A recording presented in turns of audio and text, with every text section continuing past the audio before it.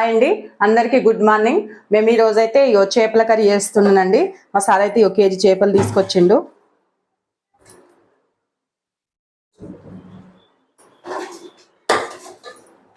చేపల కర్రీకి అయితే 1 ఉల్లిగడ్డ తీసుకున్నాండి. ఇది కాల్చుతా స్టవ్ పైన. షాక్ అయితే దీనికి ఇట్లా పెట్టేసిన, ఇట్లయితే కాల్చుకోవాలి.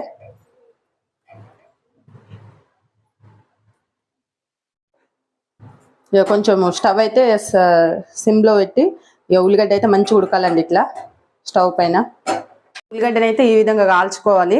ఇదంతా ఈ పొట్టంతా ఇట్లా తీసేసి ఇక మిక్సీకి వేసుకోవాలండి పేస్ట్ లాగా. ఇదైతే పక్కన పెట్టుకుందాం. ఇది చల్లర వరకలా ఇక మనం అయితే ఇది పులుసు రెడీ చేసుకుందామండి. చేపల పులుసుకు ఇంకా ఆయిల్ వేసుకుందామండి తగినంత. బాగానే పెట్టిన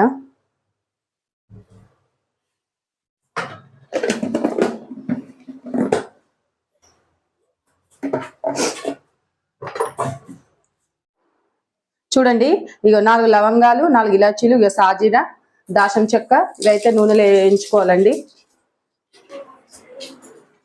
ఆనియన్ ముక్కలు కూడా కట్ చేసుకొని ఒకటి వేసుకుందామండి. తగినంత పసుపు అండి. ఇక కర్రీకి తగినంత పసుపు వేసుకోవాలి. ఇక ఆనియన్స్ అయితే ఇట్లా గోలించుకోవాలి. స్పూను అల్లం వెల్లిగడ్డ పేస్ట్ అండి.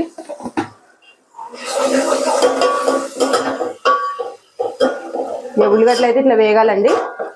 ఇది చిన్న ఉల్లిగడ్డ అండి. ఈ ముక్కలు కట్ చేసుకొని వేసుకోవాలి. మళ్ళీ పేస్ట్కి ఒక పెద్ద ఉల్లిగడ్డ అండి. చింతపండు రసము 10 మినిట్స్ ముందైతే నానబెట్టేసిన చింతపండును కడిగి. ఇప్పుడైతే చింతపండు రసం వేసుకుందామండి.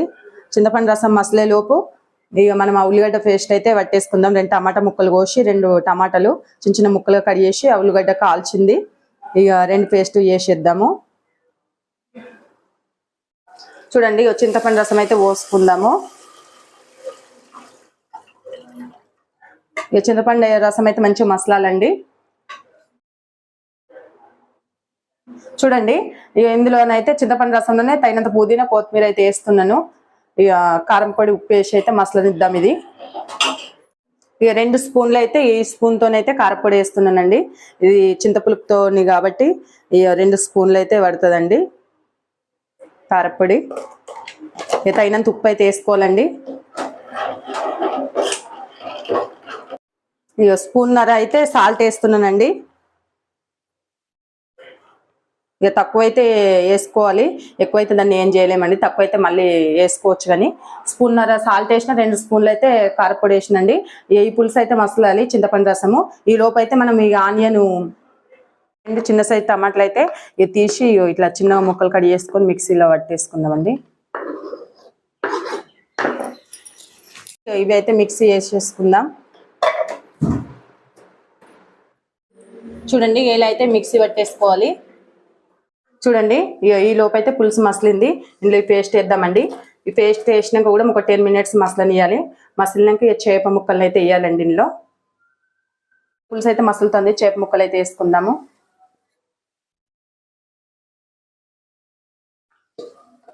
చేప ముక్కలు అయితే ఇట్లా ఉడుకుతున్నాయి. ఇక చాలా సేపు అయితే ఉడికితే మొత్తం పీస్ అంతా ఇచ్చుకోవతుందండి. ఇది గరం మసాలా అండి. ఇక చూడండి, ఇక ఇదేమో మెంతులు జీలకర్ర వేయించిన పౌడర్ అండి. ఇందులో పట్టేసిన ఇక ఇదైతే ఇందులో వేసేద్దామండి. తగినంత 2 స్పూన్లు వేసిందండి. ఇది గరం మసాలా 1 స్పూన్ అండి.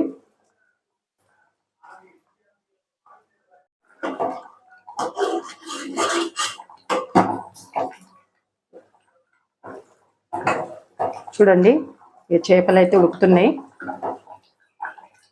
ధనియా పౌడరు, గరం మసాలా అన్నీ వేసేసిందండి. ఇవి చేపలు ఉడుకుతుండగానే మెంతులు జీలకర్ర వేయించిన పౌడర్ అయితే వేయాలి. మెంతులు జీలకర్ర వేయించిన పౌడర్తోనే ఈ చేపల పులుసు అయితే టేస్ట్గా ఉంటుందండి. చూడండి, వేడి వేడి చేపల పులుసు అయితే రెడీ అయిపోయింది. తెలంగాణ స్పెషల్ అండి. చూడండి, చేప పీసులు అయితే బాగా ఉడికినాయండి. చాలా టేస్టీగా ఉంటాయి. ఇప్పుడు టేస్ట్ చేసి చూద్దాం. మా పిల్లల్ని అడుగుదాం. మా బాబు అయితే ఇప్పుడు చేపల పులుసుతో తింటానండి. ఇక పీస్ వేసిన లడ్డు తిను కన్నా, అన్నం తినేసి. ఎట్లుంది నాన్న కర్రీ? సూపర్ ఉంది.